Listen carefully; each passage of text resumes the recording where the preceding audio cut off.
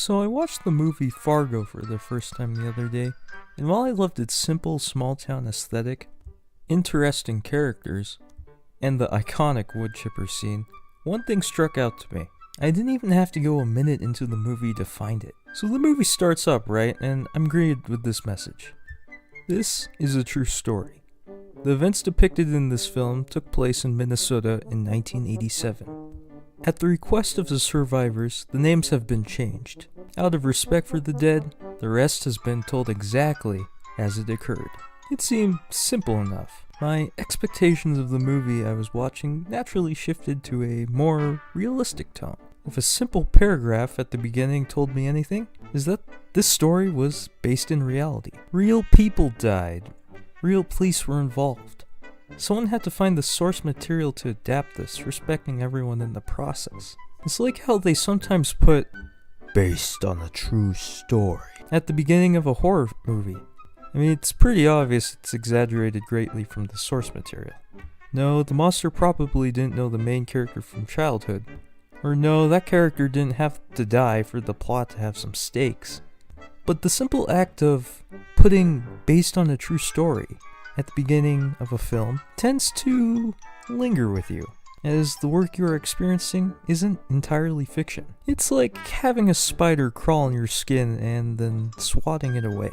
Sure, it's gone now, but the fact of the matter is it's still out there somewhere. It's that kind of anxiety that doesn't really go away. Going back to Fargo, however, that same sensation lingered with me. Oh god, this guy actually hired these people to kidnap his wife? Oh god, more than 5 people died? Oh god, this guy was pissed enough to put his buddy through a wood chipper when he could have easily buried the body in the blindingly white North Dakotan snow? Fascinated with the gruesome details of the real story the movie was based on, I hopped onto Google and was disgusted. Shocked. Absolutely revolted. Google asked me to log into my Gmail account for the 50th time. No, what really surprised me was the fact that the story was made up. The morbid curiosity I had of what really happened in Brainerd was shattered. I mean, to be fair, I'm glad it didn't happen since, you know. But my expectations were subverted. I felt manipulated, lied to, gaslighted into thinking these characters were real people with real lives and real tragedies.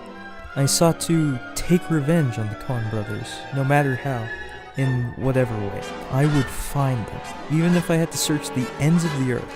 A quest to redeem me and all the other moviegoers who were betrayed by this lie. That was until I found this quote half a second later which recontextualized the movie. In the words of Ethan Coen, we wanted to make a movie just in the genre of a true story movie. You don't have to have a true story to make a true story movie. While I initially disagreed with this idea, I mean, come on, the whole point of a true story in a movie is to, well, dramatize something that would have more impact than just simply reading it. But stylistically speaking, it makes a whole lot of sense. What better way to engage the audience by trying to make them have more empathy for the stakes involved? Almost like a bait and switch. In this context, it makes sense that the movie is dubbed as a black comedy. It's as if the based on a true story aspect was put there to sarcastically mess with the viewer. The part at the beginning that says the rest has been told exactly how it occurred just screams sarcasm. Another interpretation could be that the fact the message is real, just encapsulated into the world of Fargo itself. This is supported by the fact there is a Fargo TV show set in the same universe. It doesn't use the same plots and characters and takes different periods of time, but the world is very much familiar to the movie. While we may not have stakes in the story, the people in the film and Fargo do, and we become attached to their world, whether it's based in reality or not.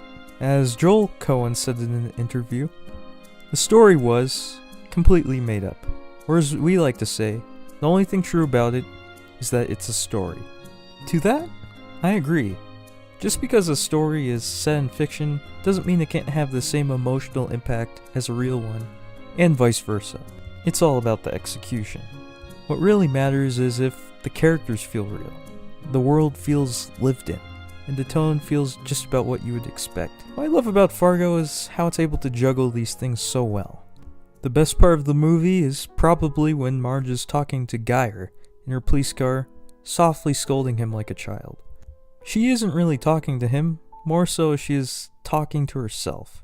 And while there isn't some deep philosophical theme she preaches, the astonishment in her voice shows who she is, not just as a character, but a person. A police captain who is just doing her job. Even though she probably sees horrific things all the time, the shock and bewilderment of the cruelty of humanity never truly leaves her.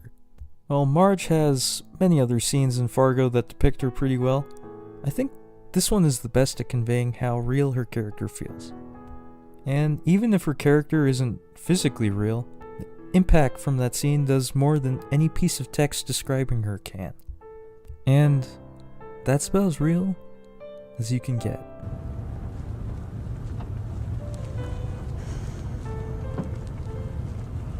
And here you are.